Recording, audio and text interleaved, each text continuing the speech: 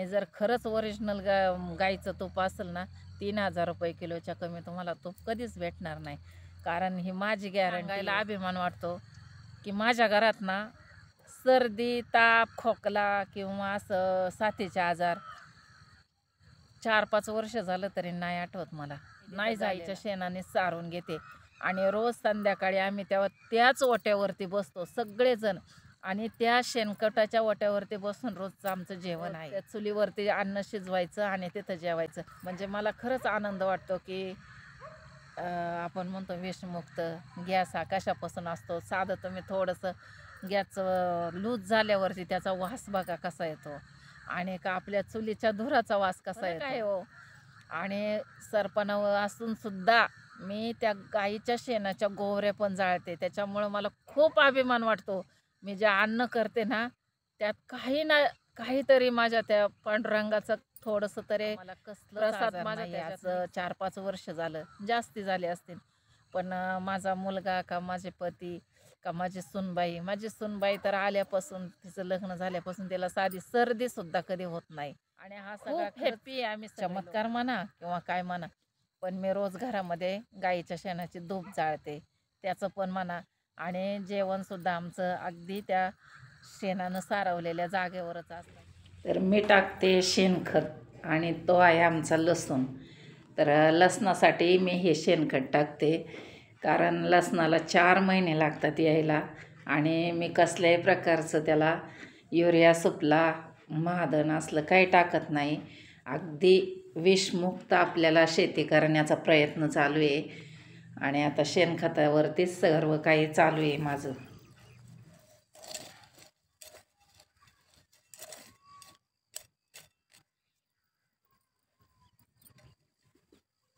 तर मी आत्ताच ना गाईचं खत लसणाला टाकले कारण मला जेवढं ऑर्गॅनिक माझ्या घरच्यांना विषमुक्त खायला घालता येईल तेवढा मी प्रयत्न करत असते. लसणाला मी कसलं महाधन, युरिया याचा कधीच वापर करत नाही. जेवढं मला विषमुक्त घरच्यांना माझ्या देता येईल तेवढं मी देते. आणि मला खरंच आनंद वाटतो की मी विषमुक्त शेती करण्याचा प्रयत्न असतो. आता ही जी तूरसुद्धा केली आहे ना मी, त्याला कसलंही औषध नाही किंवा कसलंही खाद्य लावलेलं नाही. अगदी बांधाला लावलेली झाडं आहेत आणि खूप चांगली आली आहे ती. म्हणजे लय मस्त आली. काही शेंगांना 6-6, 7-7 दाणे असतात, पण ह्याला तसे नाही. ह्याला 3 किंवा 4च आहेत, पण खूप चांगली आहे. कीड नाही, काही नाही, एकदम मस्त तूर आली. आणि एकदाच मी औषध मारलं, पण मी त्यात गोमूत्र भरून मारलेलं आहे, गोमूत्र. आणि जी आपण गाईच्या संध्याकाळची मी जी गाईच्या शेणाची धूप लावते ना, तर त्याची राख आहे ना ती पाण्यामध्ये भिजाय घातली. त्या पाण्यामध्ये भिजल्यानंतर ते पाणी गाळून घेतलं, अगदी ती खाली राहिली. त्याच्यातलं जे सगळं जीवनसत्व होतं ते त्या पाण्यात उतरलं. आणि मी जे धूप लावते त्यामध्ये लवंग असते, पिवळी मोहरी असते, म्हणजे खूप काही असतं. समजा भीमसेनी कापूर असतो, ते सगळं म्हणजे ते जळून त्याची राख होते. आणि त्याचं पाणी जे साचलेलं आहे ते पाणी, आणि त्यामध्ये फक्त देशी गाईचं गोमूत्र वापरले. तर मी ते औषध मारलं. यावर्षी माझ्या अजिबात तुरीला कीड नाही, काहीच नाही, खूप छान आली. आणि आतासुद्धा माझ्या लसणावरती राख मारली. राख का मारायची असते तर आता ह्या दिवसात मवा होत असतो, तर आहे प्रत्येक गोष्टीला मवा आहे. पानं असे असतात मवा असल्यावरती, पाठीमागून मवा असतो. मग त्याच्यावरती राख पडली ना की तो मरतो आणि ते चांगलं झाड होतं.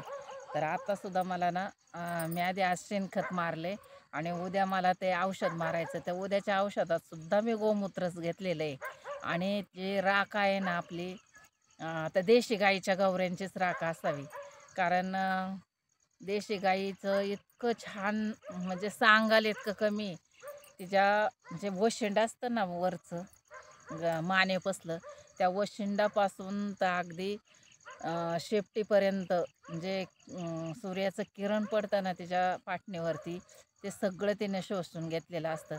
आणि म्हणून ती गायीना खूप पवित्र असते. बाकी दुसऱ्या जनावरांच्या का नाही नसतं, कारण ते फक्त देशी गाईमध्येच असतं. आणि हे ज्या गाया निघल्यात जर्सी गाया, अहो हे बीजच नाही आहे, मुळात त्या जर्सी नाही. त्या कशी उत्पत्ती केलेली आहे त्याची, आम्हाला माहिती आहे का? कुणी केली? का केली? अहो ते जे गल्लीबोळ्यांनी जी डुकरं हिंडतात ना, त्याच्या बीजापासून ही उत्पत्ती केलेली आहे. त्याच्यापासून ही जर्सी गाय झालेली आहे. नाहीतर जर्सी गाई हा शब्द पूर्वीला नव्हता. म्हणून जितकं देता येईल तेवढं ना ऑर्गॅनिक म्हणजे थोडक्यात विषमुक्त द्यायचं. आता हे पिशवीचं दूध असतं. खरं सांगा कितीतरी ठिकाणी दाखवतात प्लॅस्टिक निघालं, प्लॅस्टिकचा गोळा झाला, तांदूळ आले प्लॅस्टिकचे, अंडी आली प्लॅस्टिकची. आणि समजा आपण बाळाला का होईना किंवा आपण दूध म्हशीचं पिलं, आपण काय म्हणतो काय म्हशीसारखे चालले. ते गाडी आली तरी त्या म्हशीला वाटतं का तिने पलीकडून जावं पण मी नाही जाणार, म्हणजे ती म्हशीसारखीच. मग तुम्ही मला सांगा, गावरान कोंबडी जर असेल तर तिची चंचलता पहा. ती आपल्याला सहज पकडता येईल का हो? नाही येत. आणि जे पोल्ट्रीमधल्या विलायती कोंबड्या असतात, त्या कोंबड्या धरा बरं, पार तिला मारायची आहे, तिला वजन काट्यावर ठेवलं तरी ती हलते का? नाही हलत. कारण ते इंजेक्शनं देऊन देऊन त्या अशा फुगलेल्या असतात. आज 1.5 2-2 किलोच्या कोंबड्या होतात. किती दिवसाचं असतं ते पिल्लू? फक्त आणि फक्त 45 दिवसाचं. 45 पण नाही, 40च. पण समजा याच्यापर्यंत काट्यावर येईपर्यंत ते 45 धरा. आणि ज्या वेळेला आम्ही घरी कोंबड्या बसवतो, आमची पिल्लं फक्त एवढंच असतं. मला तर वाटतं 200 ग्रॅम पण वजन नाही होत 45 दिवसात, 40 दिवसात. कितीही खायला घाला, पण ती मोकळी असतात. या निसर्गाच्या वातावरणात ती अगदी उकरून, किडा-मुंगी उकरून खातात. म्हणून ती चंचल असतात. तसं जर्सी गाईचं काय ना एका जागेवर बांधून असते. तिला मोकळी सोडा, नाही पळणार ती. जशी तुमची गावठी गाय जर समजा शेतात कुठं बांधली, एखाद्या वेळेस तिनं खुटी उपटली, तिला पळून पळून धरावं लागतं. ती अशी गावत नाही. म्हैससुद्धा जागेवर उभी राहते आणि अशीच चलते. तसं ते गाईचं म्हणजे जितकं ज्याचं आपण नाही म्हणतो का, जसं बीज आपण जसं पेरू तसंच उगवणार.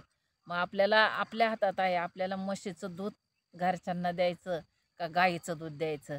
म्हणून मला तर खरंच अभिमान वाटतो की मी अगदी विषमुक्त माझ्या घरच्या गाईचं दूध देते. आणि मी प्रयत्न करत असते की जे करून शेणखत माझ्या शेताला हे असं गाईचंच पडेल. गाईपासून खूप खूप फायदे आहेत. अगदी तिच्या शिंगातून सुद्धा जवळजवळ 10 एकराला खत मिळेल एवढं 2 शिंगात त्याच्या ताकद आहे. ते उकिरड्यामध्ये जर पुरून ठेवले आपण कट केलेली शिंगं, खूप म्हणजे खूप. आता मी गोवऱ्या पण थापते. आता चुलीवरती समजा मी स्वयंपाक करते. अर्थ घेण्यावरती आहे. तुकाराम महाराजांनी एक सांगितलंय, की तुम्ही जर स्वयंपाक करत असाल, तुम्ही फक्त रामकृष्ण हरी म्हणत राहा. तुम्ही ते मिरची चटणी जरी केली ना, त्याच्यात सुद्धा प्रसादाची गोडी आहे त्याला सुद्धा, आणि त्याच्यात सुद्धा प्रसाद तयार होणार आहे. तुम्ही जर तो राग, आपट, हादळ करून करा, त्या प्रसादाला गोडी आहे का? नाही. आणि तो स्वयंपाकसुद्धा चांगला होणार नाही. तुम्ही रोजच्या स्वयंपाकात देवाचं नाव घेऊन करा, त्या आपोआप त्याच्यात प्रसादाची गोडी तयार होणार आहे. तसं तुम्ही ते जितकं जे जे तुम्ही द्याल ना, जे पेराल तेच उगवणार आहे. मग आपण आहे ना, जेवढं होतं होईल तेवढं देशी गाईचं हे करूया. तुम्ही मला सांगा, म्हशीचं जर तूप काढलं किंवा साधं दूध जरी तापलं ना, त्याच्यावरची साई पांढरी शुभ्र असते, नुसती अशी ठिकऱ्या ठिकऱ्या पडल्यासारखी. आणि देशी गाईचं दूध तापवा, त्याच्यावरची साई पहा, पिवळं सोनं येते, सोनं नुसतं अशी पिवळं सोन्यासारखी साई येते. आणि त्याचं जर तूप कढवलं ना, तर विचारूच नका. आता सगळं शॉर्टकटमध्ये निघलं आहे. आता लोक काय करतात, साई साठवून ठेवायची आणि त्यानंतर 8-15 दिवस झालं ना, त्या फ्रीजमधून काढायची. त्याच्यानंतर डायरेक्ट असे हलवतात. ना त्याला दही टाकतात, ना विरजण टाकतात, ना काही 4 दिवस ठेवतात, ना 2 दिवस ठेवतात. आणि ते तशीच काढायला ठेवायची आणि ते साईचं आटून जाते खाली आणि झालं तूप तयार. पण त्याला गोडी आहे का? त्याला वास आहे का? तुम्ही जर साई साठवून ठेवली, त्याच्यानंतर तुम्ही त्याच्यामध्ये दही टाकलं म्हणजे विरजण टाकलं. विरजण टाकून जर ती 2 दिवस ठेवली बाहेर आणि ते चांगलं थिजतं. प्रत्येक गोष्टीतून जसं किचड म्हणजे आपण म्हणतो ना गटारामध्ये कमळ फुलतं, त्याच पद्धतीने आधी ते खराब करायला लागतं. आधी दूध होतं, दुधानंतर त्याची साय तयार होते, साईच्या नंतर म्हणजे तूप हे 5 आयुष्य फिरून असं एक वस्तू आहे ना ती, की एकाच जन्मात 5 आयुष्य म्हणजे जगून येते ती. पहिलं दूध असतं, त्यानंतर त्याचं दही होतं, दह्यानंतर त्याचं ताक होतं, ताकानंतर त्याचं लोणी तयार होतं आणि लोण्यानंतर तूप होतं. म्हणजे ते किती अग्निपरीक्षा देऊन जन्माला आलेलं तूप आहे. तर मला असं वाटतं, की हे जे लोकं बाहेर बाजारात तुपं विकतात ना, की गाईच्या नावाखाली, तुम्ही ते तूप पहा आणि खरंच असली एखाद्याच्या घरी गाईचं तूप, फार विकत नका घेऊ, पण त्यांनी बनवलंय आणि ते तूप तुम्ही टेस्ट करून पहा. ते देणार पण नाहीत आणि जर खरंच ओरिजिनल गाईचं तूप असेल ना, ₹3000 किलोच्या कमी तुम्हाला तूप कधीच भेटणार नाही.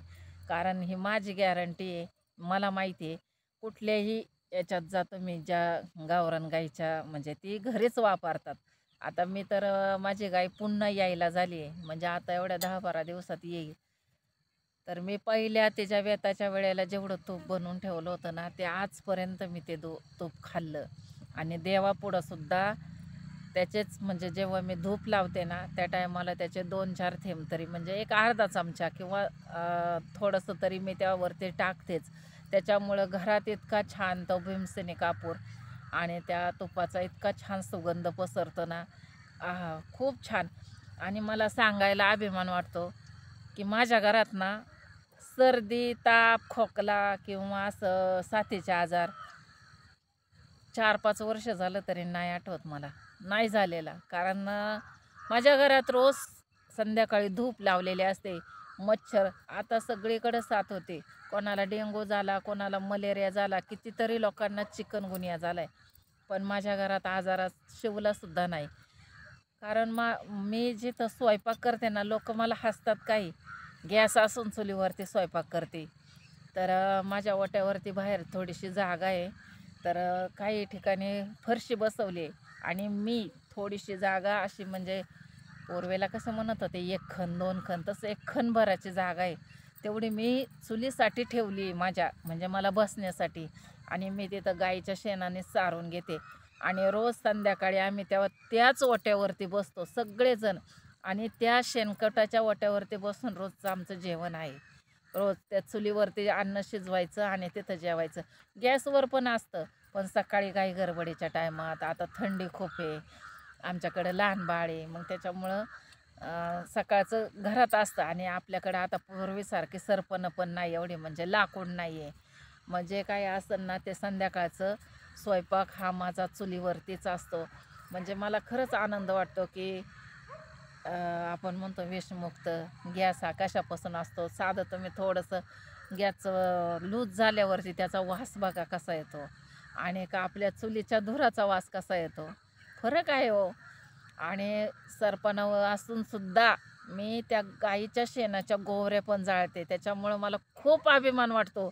मी जे अन्न करते ना, त्यात काही ना काहीतरी माझ्या त्या पांडुरंगाचं थोडंसं तरी प्रसाद माझा त्याच्यात मिक्स होतो. मला खूप आवडतं आणि जेवढं होईल तेवढं असं विषमुक्त खाण्याचा प्रयत्न करा.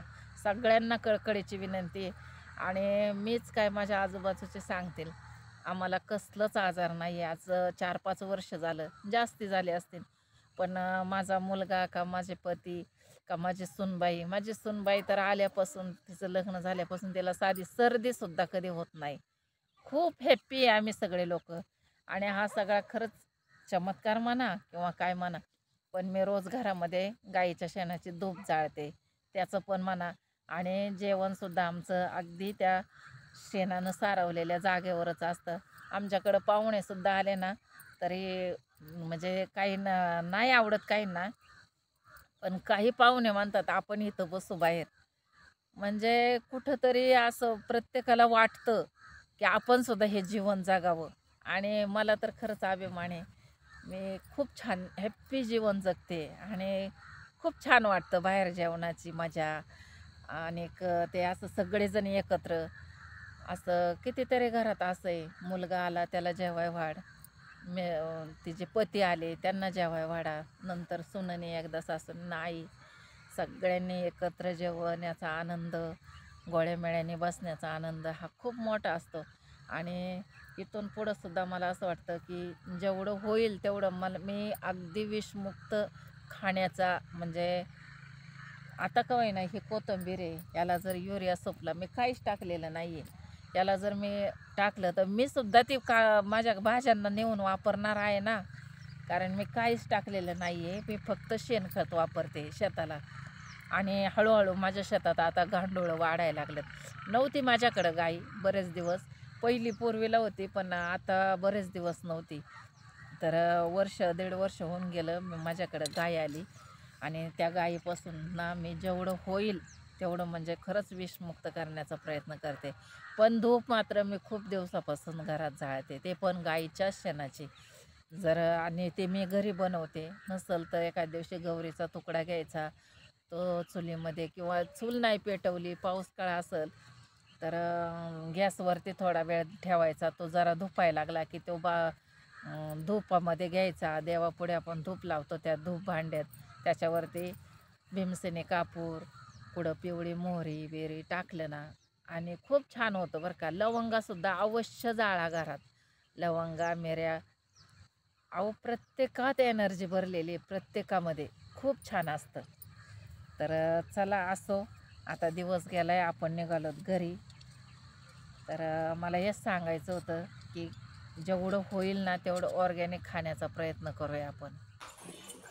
तर हे मी घरामध्ये ही अशी धूप जाळते रोज, अगदी न चुकता रोज संध्याकाळी धूप जाळते. तर माझ्या घरात कसले पाले नाही, कसले कीटक नाहीत, काही नाही, आणि वातावरण पण खूप फ्रेश आणि प्रसन्न असतं.